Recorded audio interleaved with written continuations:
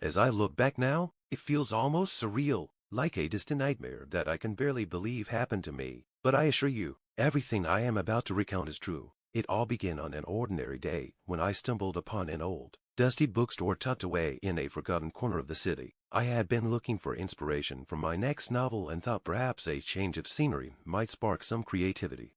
Among the countless shelves of ancient tomes, my eyes were drawn to a peculiar item, a beautifully crafted pen, encased in a glass box. There was something enchanting about it, something that made it impossible to ignore. The store owner, a frail old man with piercing blue eyes, noticed my interest and approached me. "That pen," he said in a voice that seemed to echo through the dimly lit room, "is no ordinary writing instrument. It is said to have magical properties. Anything written with it comes to life." Intrigued and somewhat skeptical, I decided to buy the pen. After all, what harm could a pen do? Little did I know that decision would set off a chain of events that would change my life forever.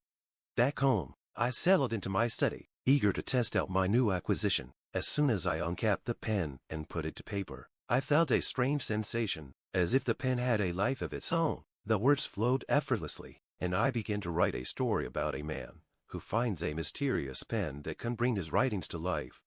At first, it was exhilarating. The pen allowed me to create worlds, bring characters to life, and weave intricate plots with ease. But soon, strange things began to happen. The stories I wrote started manifesting in reality. Minor inconveniences, at first a sudden rainstorm, an unexpected visitor, but then things took a darker turn.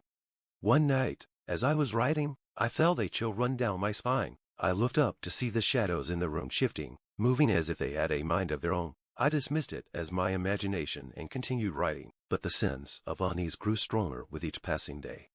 It wasn't long before the pen began to write on its own. I would wake up to find new pages filled with dark, horrifying events that would soon unfold in real life. My family was the first to suffer. My wife started having terrifying nightmares. My children fell mysteriously ill, and strange accidents began happening around the house.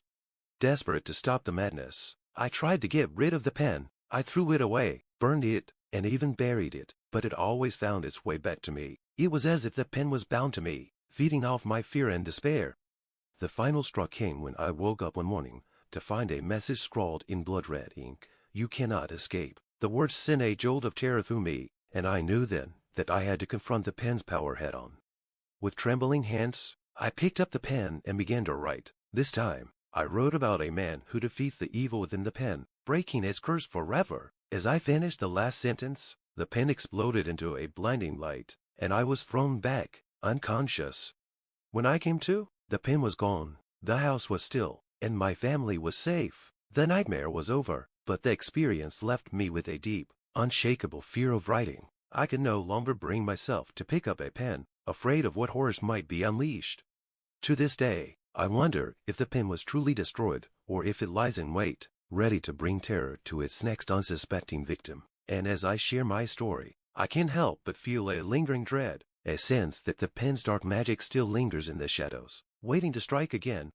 Despite the relief I felt after the pen's apparent destruction, a part of me remained on edge. Days turned into weeks, and weeks into months. Life gradually returned to a semblance of normalcy, but the haunting memories of that cursed pen lingered in my mind.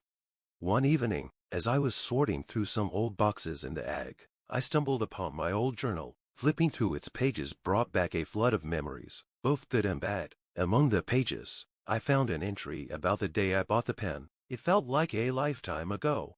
I decided to write about my ordeal, hoping that putting it into words might provide some closure. I took out my laptop and began typing, recounting every detail of my harrowing experience. The act of writing was therapeutic, and for the first time in months, I felt a sense of peace. However, as I typed the final sentence, a familiar chill ran down my spine. I glanced around the room, half expecting to see the shadows moving again, but everything seemed normal. I took a deep breath and closed my laptop, convincing myself that it was just my imagination. That night, I had a vivid dream. I was back in the old bookstore, standing before the glass box that once held the pen. The old man with the piercing blue eyes was there, watching me intently. He leaned in close and whispered, "The pen chooses its owner. It may be gone, but its power remains. Be careful what you write." I woke up in a cold sweat, the words echoing in my mind. The dream felt so real, so tangible, that I couldn't shake the feeling that it was a warning. I tried to dismiss it as a manifestation of my lingering fears, but a part of me couldn't let it go.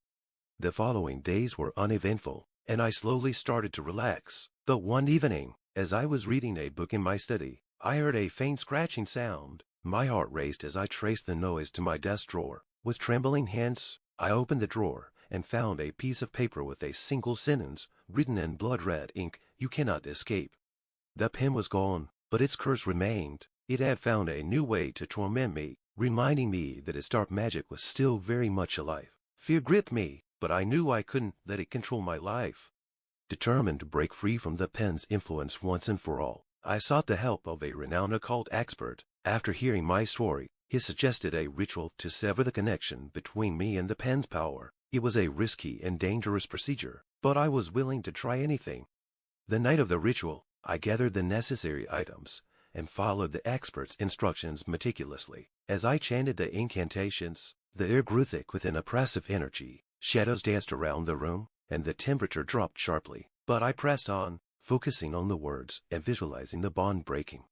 At the climax of the ritual, a blinding light filled the room, and a deafening roar echoed through the house. I felt a force pulling at me, as if trying to rip something from deep within my soul. With one final surge of energy, the connection snapped, and the light vanished. I collapsed to the floor, exhausted but relieved. The oppressive energy was gone, and the shadows had retreated. I knew then that the ritual had worked. The pen's power over me was finally broken. Life slowly returned to normal after that night. The nightmare ceased, and the strange occurrences stopped. I began writing again, cautiously at first, but soon I found joy in it once more. The fear that had once paralyzed me was replaced with a newfound strength. I still keep the journal as a reminder of the darkness I faced and overcame. And as I share my story with you, I hope it serves as a warning. Be careful what you write, for words have power, and some power should never be tampered with. With that, I leave you with this final thought. The pen may be mightier than the sword, but in the wrong hands, it can be far more dangerous.